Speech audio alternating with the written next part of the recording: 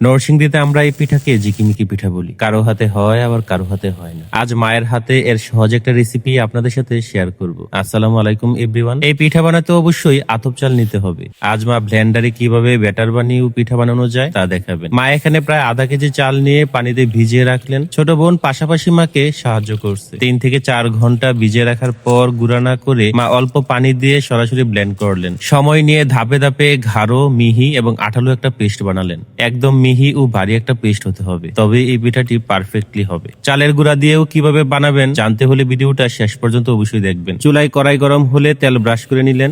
একদম লো হিটে রেখে হাতের আঙ্গুল ডুবিয়ে নিয়ে কড়াইয়ের উপর ঘুরিয়ে ঘুরিয়ে 2 থেকে 3 ধাপে পিঠাটি বানাতে হয়। ঢাকনা দেওয়ার সাথে সাথেই উঠে নিয়ে হাতে চাপ দিয়ে বিভিন্ন শেপের পিঠা বানানো যায়।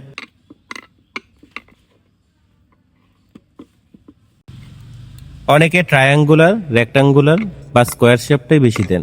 প্রতিটি পিঠা বানানোর পর তেল ব্রাশ করে নিলে পিঠাটি কড়াইয়ে লেগে যায় না, সহজেই উঠানো যাবে।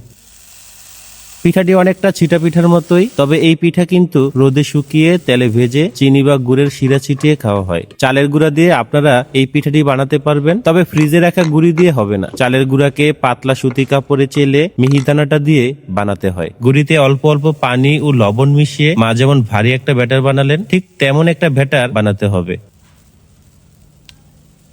হাত ঘুরিয়ে ঘুরিয়ে দেখবেন আটাটা ছেড়ে দিচ্ছে কিনা। চালের গুঁড়া ভাঙানোর সাথে সাথে বানালেই কিন্তু ভালো হবে, তা না হলে চালের গুঁড়া থেকে পানিটা শোষণ করে নেয়। পিঠাটি বানানো খুব কষ্টসাধ্য হওয়ায় এখন আর আগের মতো কেউ কিন্তু এই পিঠা বানাতে চায় না। বিশেষ করে যাদের দাঁত নেই তারাই এই পিঠাটি বেশি পছন্দ করে। পিঠাটি শুকানোর পর তেলে ভাজলে এতটাই নরম হয়, ভাজার সময় ভেঙে যায়। আমার বাবার দাঁত থাকা সত্ত্বেও কিন্তু বাবার সবচেয়ে পছন্দের এই পিঠাটি। বছরের 2টো ঈদেই এই পিঠা বানাতে হয়। পিঠা ছাড়া ঈদটাই যেন হয় না আমাদের বাড়িতে। এই পিঠাটি কিন্তু বানানোর কয়েকদিনের মধ্যেই আবার ভেজে খেয়ে ফেলতে হয়, তা না হলে তেতো হয়ে যায়। যদি কেউ সংরক্ষণের নিয়ম জানেন অবশ্যই আমাকে কমেন্টে জানিয়ে দিবেন। আমার ছোট বোনটার অভাব মা খুব বুঝতেছেন। সকালে সে হোস্টেলে চলে গেছে, তাই মায়ের এক হাতে বানানো আরেক হাতে ভাঁজ করাটা কঠিন ও কষ্টের ছিল। তাই চাচাতো বোনকে ডেকে নিয়ে আসলাম, সে মাকে পিঠা ভাঁজ করে করে সাহায্য করছিল। দেখতে দেখতে মা আধা কেজিরও কম চালে অনেকগুলো পিঠা বানিয়ে ফেললেন। আজ মা সামান্য ফুড কালার মিশিয়ে সাদার পাশাপাশি লাল ও হলুদ রঙের পিঠাও বানাচ্ছেন। শেষ করার আগে আপনাদের আবারও বলছি, ব্লেন্ডারের শরবতের মিক্সারে অনেকক্ষণ সময় নিয়ে